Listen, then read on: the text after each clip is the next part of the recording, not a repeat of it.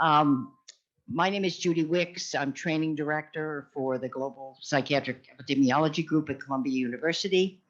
And I'm happy to welcome you to Dr. Larry Amsel's session, Clinical Training Assessment and Management of Depression in Psychiatric Primary Care. Dr. Amsel has trained thousands of community clinicians in evidence-based treatments for PTSD and complicated grief after the World Trade Center attacks of 9/11. And his research applies decision science tasks in psychiatric research and explores the role of biological mechanisms and decision science of suicide prevention. He is assistant professor of clinical psychiatry at Columbia University and associate director of the Global Psychiatric Epidemiology Group.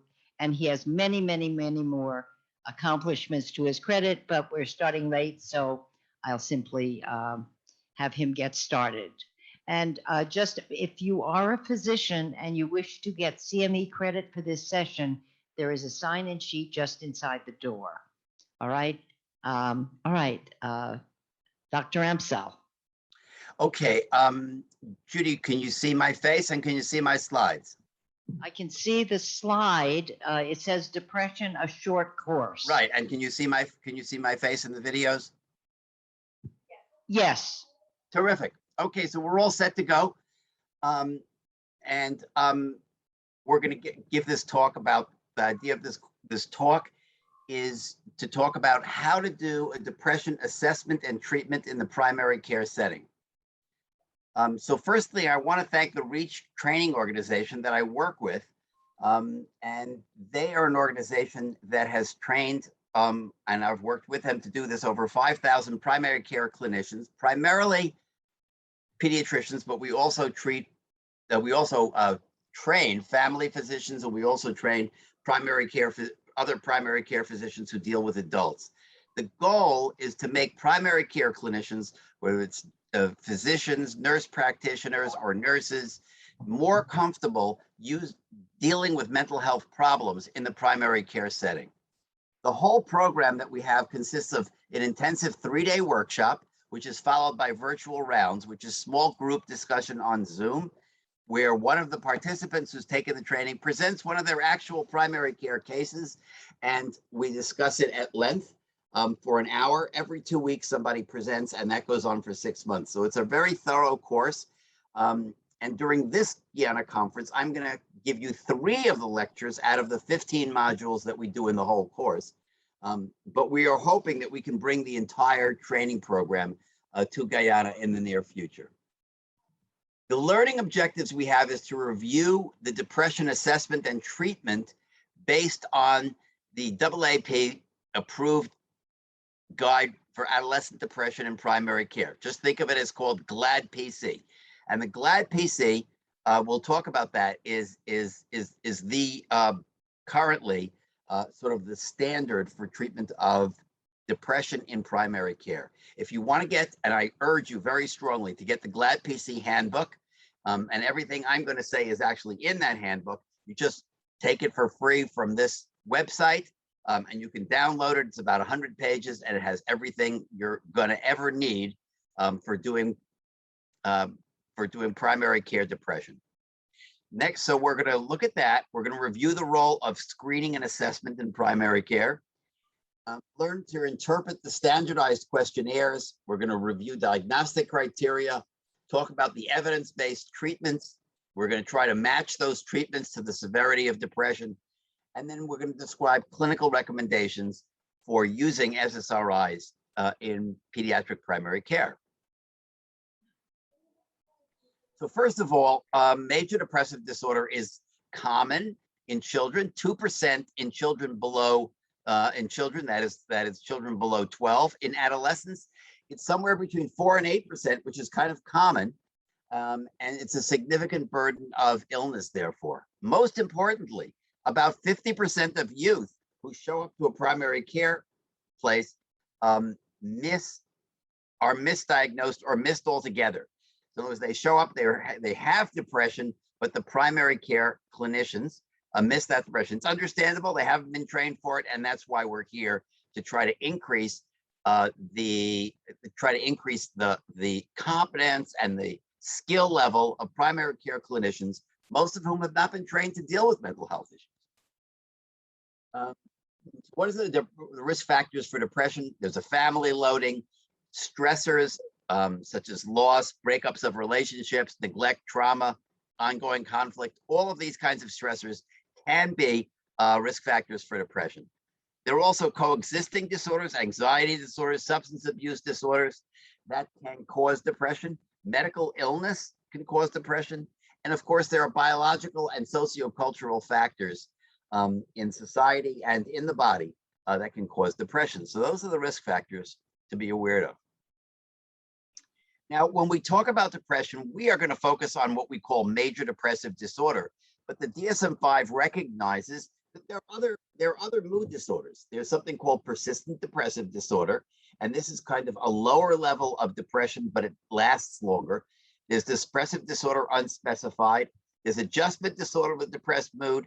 And then later on, we'll talk about bipolar disorder. We're going to talk about that on Thursday. That is also a mood disorder, of course. And then there's a newly identified mood type disorder, which is called disruptive mood dysregulation disorder. And that has a lot of outbursts, a lot of mood changes, very rapid mood changes.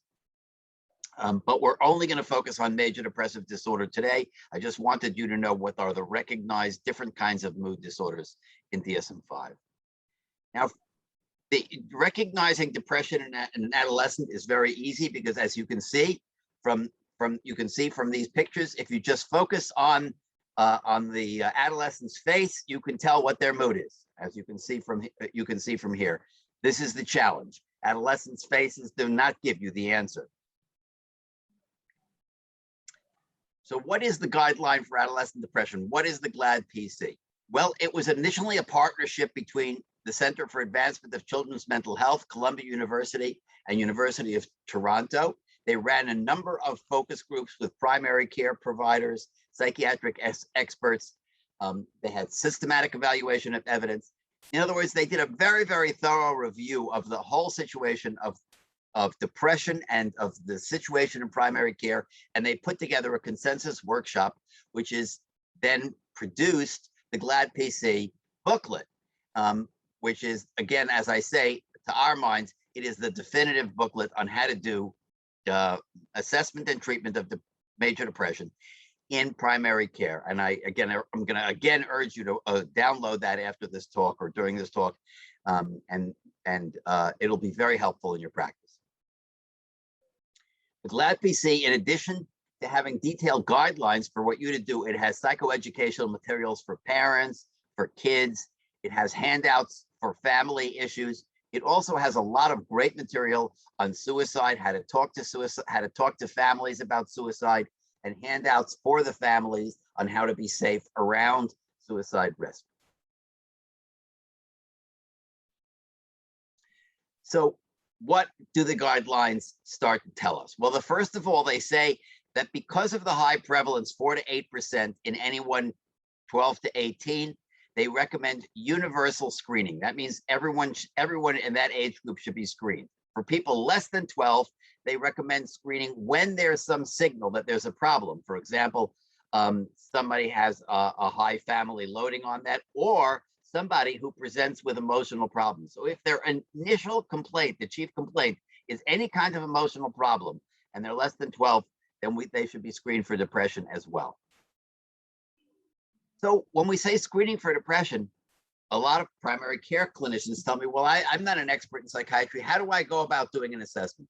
And the answer is, fortunately, we now have very, very excellent tools that you can use, questionnaires that you can use to help you make this diagnosis. So there are two kinds of tools, screening and assessment tools. A screening tool for mental health and primary care, there are many of these, but the one we're going to focus on is the PSC-17. We're going to talk about that. If that PSC-17 points to internalizing disorders, that is depression, anxiety, that is emotional disorders that are not manifested by acting out, then we recommend that you go on to different assessment tools for depression. So if the screening is positive, you go on to using the specific tool for depression, and there are a couple of them which we'll discuss. So here's a good way to understand this kind of in a flow chart. You start out by using the PSC-17. That's a good screen for all mental health issues. If it has a total of greater than 15, then it also has subscales, which it tells you whether or not the mental health problem is inattention, externalizing, or internalizing. It divides it into these three. I'll show you the scale in a minute. And if that's the case, then you go on to a specific depression scale. And those two scales together will most of the time, will solve your quandary as to what the diagnosis is in terms of depression. So what is the PSC-17? It's a psychosocial screen available in many languages. It was designed for a busy pediatric office, just like your own. It takes less than 5 minutes for the individuals to fill it out. And there is a 35 item one. We just recommend the simpler one. It's a 17 item that is adequate. There's a parent version, and in that version, you give it to the parent. Children ages 4 and up, they can fill it out. There's also a youth version if you have a reliable patient who's a young person who can fill the form out themselves. You could also use the self-report. Sometimes it's very interesting to have both the parent and the child fill it out, and because they may have different perceptions of what's going on.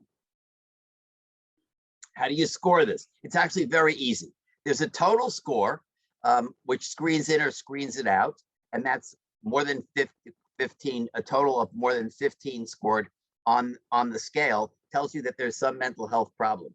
Now, in America, in a middle class practice, a pediatric practice that's sort of for middle class kids, 12% screen in as positive. In lower income situations, it's even more. Now, as I mentioned, there's 3 subscales that you get, not only an overall screen, but 3 subscales. One says there's an attention problem, could be ADHD or a related disorder. Another one says an externalizing disorder. That's something like conduct disorder. It says there's something like conduct disorder or acting out. And then there's an internalizing possibility. And those disorders are with quieter symptoms like anxiety or depression. So here is what the scale is. And as you can see, it's 17 questions. And notice that the little symbols next to the questions, because we don't want to signal to the person taking the question that this is about this disorder or that disorder. So the questions are mixed up from the different kinds of subscales, are all mixed together, but you can tell which is which by the little symbols. And I'll show you what that means. For example, right here, you see that attention has scored 6. And we'll talk, attention has scored 6 because the attention questions are signaled by having a little diamond. Each item is rated as never, sometimes, or often, which is 0, 1, or 2. And again, we said that the total score is greater than 15. Now, for the diamond questions, that will load on to attention, and you need a positive score of greater than 7. Externalizing disorders are the little boxes, and those, again, you need greater than 7 to score those. Or for the asterisks, that's the internalizing disorders, and you need more than 5 positive answers to score on that. So let's just look at these for a second to see what they are. The attention subscale are diamond shaped. It has to do with being fidgety, daydreaming, trouble concentrating, acts as if driven by a motor, easily distractible. So we can recognize that this sounds like ADHD and related type symptoms. And there it is, as I showed you before. You can mark it out just by looking at the different diamonds, so you can score it up because you see it's the diamond questions.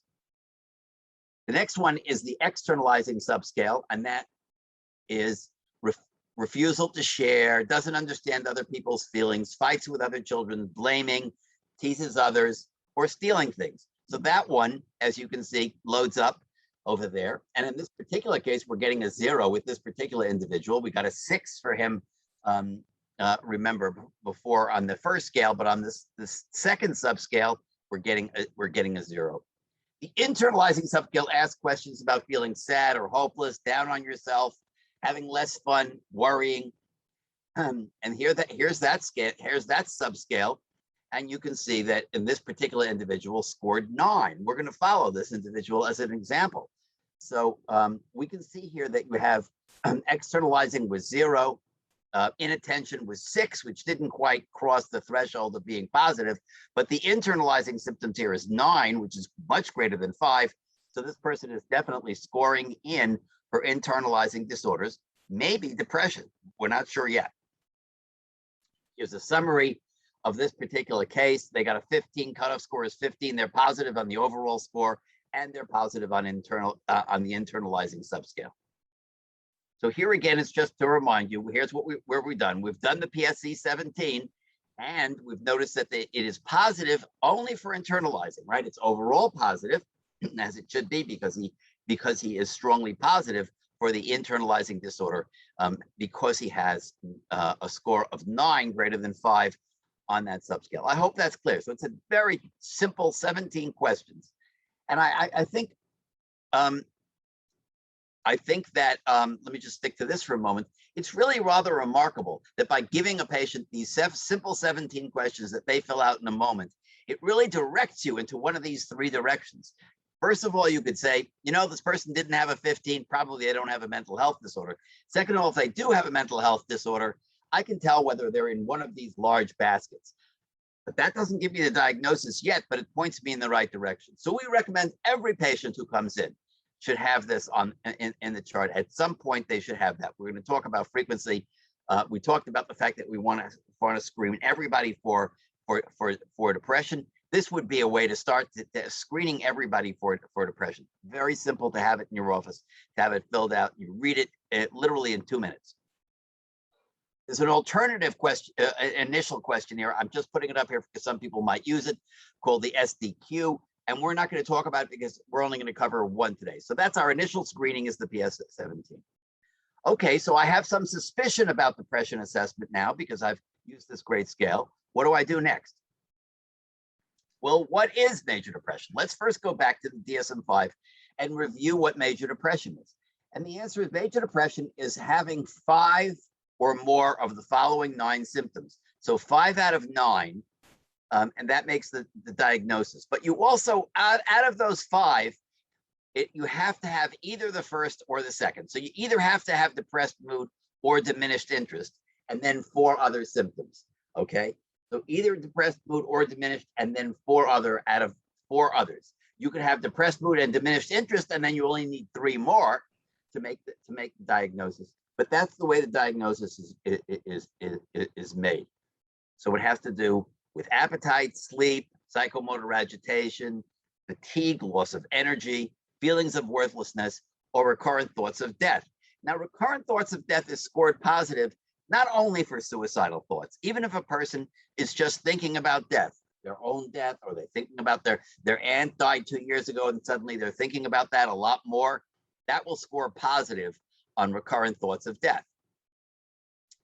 As in every diagnosis in DSM-5, there are also additional criteria that have to be met. These are more technical, like the symptoms aren't due to alcohol use or there's not another diagnosis. So these are more technical points. The main diagnostic points are this 1 through 9. Now here we have some mnemonics. I forget the one left and right. Just look at the one in the middle. This is really a wonderful mnemonic. If you remember this, you will always be able to diagnose depression in a very straightforward way. It's A, B, C, D, E, F, G, H, I. And you have to have either A or B. You have to have either anhedonia or bad mood. So you get one of those 2. And then among these, you need to have 4 more out of the rest of these. So this is just the DSM-5 diagnosis. And if you can remember these, I always impressed the residents when I worked in an emergency room, and I worked in a psych emergency room for a couple of decades. And as I would talk to a patient in front of the resident, I could just click off on my fingers as I talked to them. Oh, yes, they mentioned bad mood. Yes, they mentioned concentration, mentioned energy deficits. They mentioned guilt.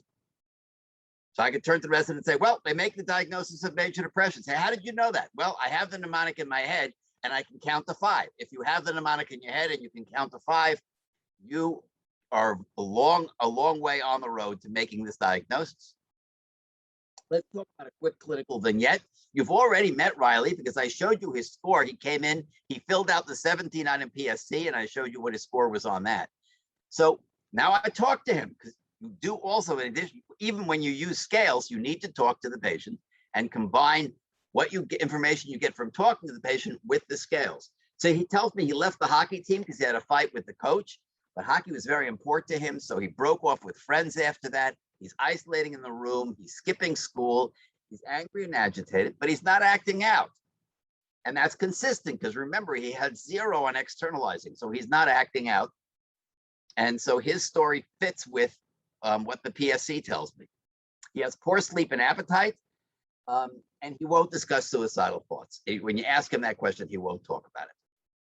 So recall the PS17 was 15 with an externalizing score of 9. So what do we do next? Well, once we have that, we have the strong suspicion of depression. We go on to using an assessment tool. And here we list 4 assessment tools, although the Beck is the only one that costs money.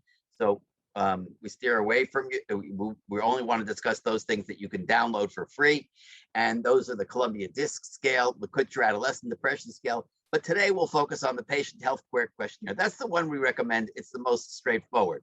So if you don't know which one to look for, we're going to recommend that one. This is what that looks like. And you can see it's just 9 questions. Here, Riley has filled it out, and he said he has a high in nearly every day for each of these questions. What are those questions? They're just the DSM criteria. This is very trivial. It's just each of the DSM criteria, the 1 through 9. So if you have more than 5 of them and 1 or 2 are positive, then you have the diagnosis. It also asks some questions about suicidality, but that's not part of the scoring. So what is his score? Riley scores 21. What does that mean? Well, anything greater than 10 means it was a likely depression. If I had used the Columbia Depression Scale, and I actually did with this particular patient, we had him do all of the scales just so we can have an example.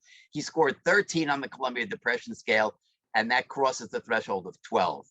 So, and he also did what's called the DSM checklist. And again, that's another scale which we're not recommending, that was just for testing purposes in this. He agrees with all of those questions. So does Riley meet DSM criteria for MDD? The answer is he does. He does, because we show the PHQ modified is a 21, and it corresponds to the diagnoses perfectly. So it's trivial. He makes this diagnosis. Now, sometimes in addition to the diagnosis, we're interested in the global assessment scale. And here's some anchor points for that scale. That's simply a number from 1 to 100. Once you take a look at that in the GLAD PC, because we don't have time to go over that today, but it just gives me a very intuitive way of putting someone on the scale from 1 to 100 in terms of their functional, not their symptoms. This is in terms of their functioning. They're going to school, this kind of a thing. So I looked over that, and he rates between 50 and 51, which is a moderate degree of interference. He's going to school, but he's missing some days, so it's moderate interference. Now, is there anything else? I have done 2 rating scales on Riley. I've concluded that he has major depression. Is there anything else I have to do? Well, the answer is yeah. I have to do a urine tox screen, right? How about a thyroid function test? People say thyroid can cause depression. It can, but that's rare that you're going to have a thyroid problem causing depression and not having other kinds of physical symptoms presenting. So our recommendation is you don't have to do a thyroid function test if there aren't other symptoms indicating a thyroid problem. It's very rarely going to occur that thyroid's causing depression, but not causing anything else. If there's reason to, not for everybody, in neuroexamination, if there's reason to, if there's blood pressure changes, you want to be aware of that. But again, then there's a possibility that there's steroids involved. But again, that would have to be where you have an abnormal blood pressure. You also want to get in touch, if possible, with the school, or ask the parents about school and see how things are going in school, because that's the major area of functioning for a child or an adolescent. You always want to ask about trauma, because we're getting more and more aware of the fact that many kids have trauma, and we sometimes miss that. So in summary, I want you to screen everybody who's 12 to 18-year-olds for depression. For other ages, less than 12, you evaluate whether you think you need it based on risk factors, and use the diagnostic criteria to make the diagnosis. But don't forget to also conduct a face-to-face interview with the parent and the child and the child alone if possible. So that's a summary of how to do the assessments. And I think you see that this is a simplified assessment system that can be done in any pediatrician's office. But what about treatments of depression? Well, there are two main categories of treatments for depression. There's psychotherapy, and in particular, not any psychotherapy, but these two have been shown to be helpful: the cognitive behavioral therapy and the interpersonal psychotherapy. Those two have evidence that they help with depression. Standard therapy and the old traditional type of therapy is not particularly helpful, but these specific therapies are. What about pharmacotherapy? Well, here's two examples. I'll give you more in a minute, but fluoxetine, Prozac, and Lexapro both have FDA approvals. So I know I'm speaking in Guyana here, but I'm going to talk about sort of standards because where I practice, which is in the United States. And so we prefer to use drugs. You're not completely restricted to drugs approved by the FDA for kids. There's sometimes crossover of approvals where we use drugs that are approved for adults, but you might as well use the one that has FDA approval for pediatric patients, and that one is Prozac and Lexapro. And we're going to talk about those in greater length. I also want you to know that transcranial magnetic stimulation is being studied right now, and in kids. It's been studied in adults, and then also electroshock therapy, light therapy, ketamine, and vagal nerve stimulation. Those are treatments that are used in adults, but there's not enough evidence yet to use those in kids. So the important thing before you start any of these treatments is to make sure that you talk to the families and that they accept the treatment. They have to accept the diagnosis and accept the treatment, and then you can develop a treatment plan together. If the family doesn't accept the plan, it's not going to happen. So there's no reason to worry about whether I'm writing Prozac 10 milligrams or 20 milligrams if I haven't established an alliance with the parents that would help them make sure that they're going to use it. So how do you go about making that choice of a treatment plan? Well, the idea to do it is to categorize that you've made the diagnosis. You definitely have depressive episodes, but depression can come in different forms. It can be mild, moderate depression, or severe depression. You can use the CGAS, or you could just use your own impression about how severely affected the child or adolescent is. So if it's mild, you don't have to do anything necessarily right away. You can say, okay, let's wait and see how things go for a week. Don't wait longer than 2 weeks and see if something can go. Or if you have the possibility of getting the person into a psychotherapy, you could start that. Or you could wait and see, because sometimes these changes in moods sometimes self-resolve.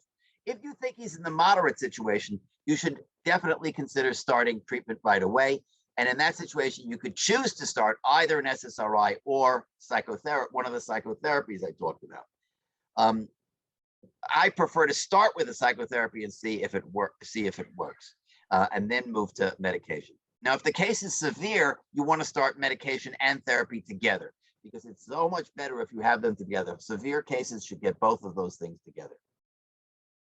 Now, if there's complicating factors, I just want to say we're talking about managing and treating depression in your primary care setting.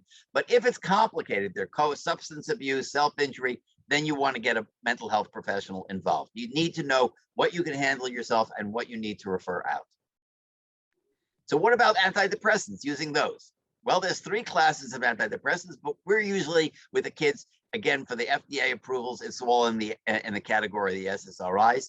And here's a nice chart that shows you these 4 medications. Of these, the Lexapro, Prozac, and Zoloft, you'll see that I told you Lexapro and Prozac both have FDA indications for major depression. Zoloft, interestingly, has an FDA approval for obsessive compulsive disorder, but we use it in kids anyway because it has the approval for adults, and it has this approval for OCD in kids. But the ones who actually have the full FDA approval for depression in kids are the Lexapro and the Prozac.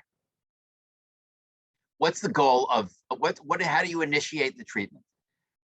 You want to make sure that initially you're monitoring the 1 to 2 weeks. You're seeing the patient in 1 to 2 weeks, and you want to start a low dose of the medication. Like, for example, for Prozac, it would be 10 milligrams, and you want to see whether you have a response.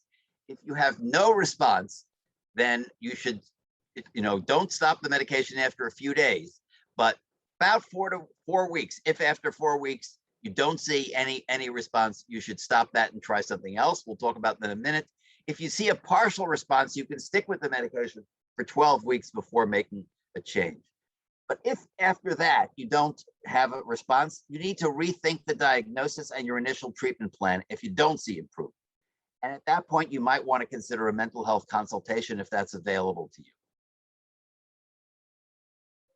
Okay, that was the initial phase of starting the medication. Again, you start at a low dose, you increase the dose every week, and you've gotten them to a therapeutic dose, and they're doing somewhat better. Well, you want to continue that medication for 6 to 9 months. Why is that? Because there is an increased risk for relapse in the first 3 years after a depression. So it's important to notice that. So it's important to notice that you want to keep them on that medication. Now, if they've done well after 6 or 9 months, they're stable, and they say, "Hey, doc, can I come off the medication?" Then you can discontinue it, but don't taper more than 25% per week, and make sure to continue monitoring them during the period of withdrawing the medication. The exception here is Prozac. Prozac self-tapers, so you can just stop it cold because it will self-taper. It has such a long half-life that it self-tapers. But I want you to all remember that the reason there's a lot of hesitation among primary care docs, the patient on for 6 months. That seems, oh, it's such a long time. But we know that is the risk period for recurrence. So keep them on that. The other problem is sometimes you treat and you don't get a full remission. You have residual symptoms. Those patients especially are at increased risk for relapse. So be aware of those. It's very important that you ask questions about suicidality. And it's also important, we'll talk about that again in one moment. And it's also important that you do a regular tracking of the goals and the outcomes, and you talk to the individual about, okay, is your depression better? Are you doing better? Are you functioning better? Not just if the symptoms have gone away. And you want to monitor side effects. Here's a scary list of side effects from SSRIs, but only the ones on the left here are common. And it's important to help the patient talk about these. You want to say, you start by saying, is anything happening that's bothering you? But then you can also say, other kids have told me that they're having a little nervousness. Other kids have told me that they're having tremor. How's that going for you? So then you could ask them about those questions by normalizing them, letting them know that other kids have had this side effect, and they will be more ready to discuss it with you. Okay, so we've gone over how to do an assessment. We've gone over the treatment options that you have, but I know that a lot of you are aware of the boxed warning, and this was a warning that said that in the initiation phases of starting an SSRI, it can increase the suicidality. So I want you to be clear that that's true in the initiation phases, but overall, getting a kid out of depression lowers his suicide risk. So definitely should not be shy about using these medications, but you should discuss the potential benefits and risks with the family, and partner with the family so that they know what to look for in terms of any suicidality emerging. But it shouldn't be a reason. It is a reason to be careful, but it's not a reason not to use the medication. In summary, it's important to involve and educate the parents and the youth. Mild depression only needs active monitoring. Moderate depression, you treat with psychotherapy or with medication. Severe depression, you need the combination of those.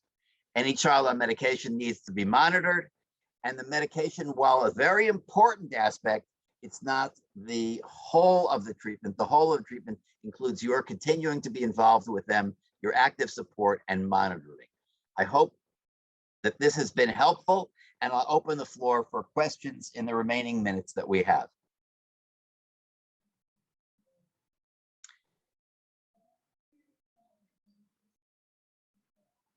If somebody just wants to unmute themselves, they are welcome to do so and to ask a question.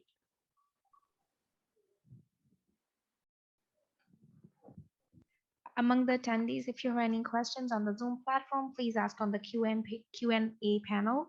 And my in-person attendees, if you have any questions, please let me know and I'll bring the mic to you.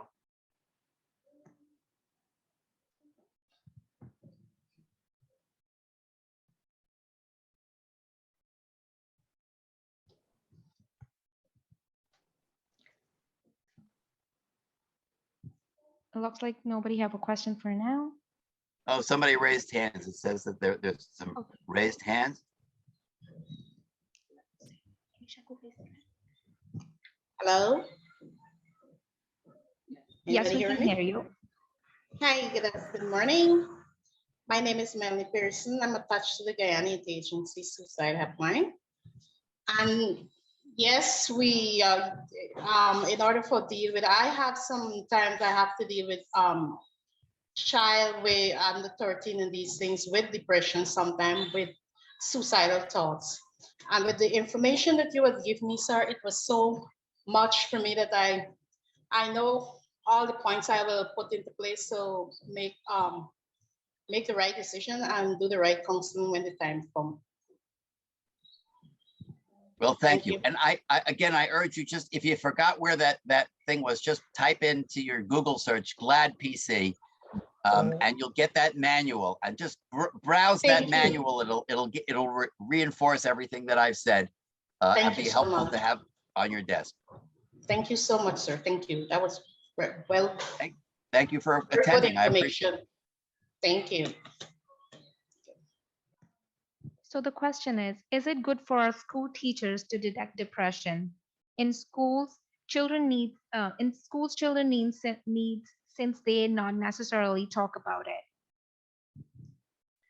Well, I think teachers need much greater education. I would not have the teachers, necessarily do the treatment part of this, but I think it would be very helpful if we had a program in which teachers could be better trained to recognize the early signs of depression, and also if teachers could be taught how to communicate with patients with their students if they're worried about them, how to safely start a conversation. Because I think a lot of teachers may see a student who's in trouble, but they have a little shyness about asking them about these kinds of symptoms. But I think they probably all need more training before they become good gatekeepers for this. The next question is, are there any herbs we can use to treat it? Any what? Any herbs that we can use to treat it? Oh, there's no evidence for herbs. There's a lot of talk about certain kinds of herbs being helpful, and they may be, but there's no evidence. So that our policy is only to talk about those kinds of things in which there's good scientific evidence. So I don't want to make any recommendations that don't have a clinical trial behind them. So therefore, I would say I can't recommend using those. We have a lot of experience, as I said, with psychotherapy for those and for the patients who don't want medication. Start with psychotherapy. Get them a good therapist. I'm not sure how available cognitive behavioral therapists are in Guyana, and I think the whole program of mental health that we are trying to promote here in conjunction with the Guyanese government and the Guyanese Department of Health is to try and get more availability for those kinds of therapists who could handle that as a therapy and or using like I said, the antidepressant medication. Thank you, Dr. Amsel. Does anybody else have a question? Wait, there is another question. Is there a possibility that a child can hide those feelings before you notice them? Yes. And that's probably more true in girls and female adolescents than it is even in boys, strangely enough. But boys also hide their feelings for different reasons. So there's a gender issue there about hiding feelings, but both genders can hide these feelings. People can be very, very ashamed of this. And that's why I said I think teachers and others need some training in recognizing the signs, because oftentimes, especially shy kids who are more likely to have depression, are not willing to talk about it or share it. So it is very often, and that's why we said, remember, even in primary care settings, 50% of the kids who walk in and they've got major depressive disorder is not recognized by the clinicians. Use that PSC 17 if you're a clinician, and sometimes the kids will lie on it. Of course, that's true. But if you give it to the kid, the parent, you should be able to get enough information ascertain. And by the way, sometimes kids will say more on a rating scale than they will tell you face to face. It's easier to say I'm having this symptom on a rating scale. Thank you. We're just going to take one last question since we are almost running out of time. So last question is, how often should a school system test for depression, or is it done only when signs are noticed? Well, that's going to be really up to the public health system. I think the world is evolving as far as that's concerned. Things are changing. Currently we don't have a policy of systematically assessing for depression in all school kids. Maybe we should, and that's something that we're thinking about. So at the moment, it is only when there's an identified, at least in the places I practice, it's only where there's some reason that a child is identified. But there's lots of conversations about doing it more systematically, where every kid has to get a vaccine for lots of different things. Maybe they should also be getting a checkup on their mental health. And though it runs into privacy questions and stuff like that, but I think this is an evolving thing in public health. We're getting more intelligent about this with time. Thank you so much, Dr. Amsel.